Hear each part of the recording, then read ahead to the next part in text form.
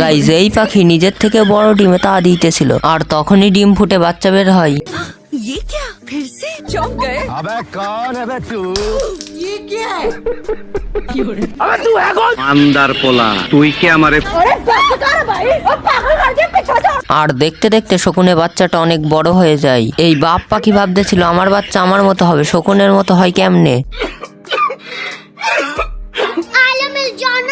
साले को बम से उड़ा दूंगा एक बार हाथ में आ जाए तो। আব্বা আমার একটা বিয়ে করায় দেন। আজ প্রথমবার কইছো তাই মাফ করে দিলাম, কিন্তু দ্বিতীয়বার যেদিন কবি সেই দিন তোর কলজাটারে তাই না বাইর করে আমি ওজন করুম।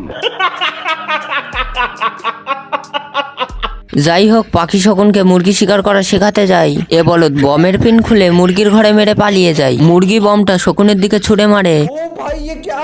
साले को बम से उड़ा दूंगा एक बार हाथ में आ जाए तो।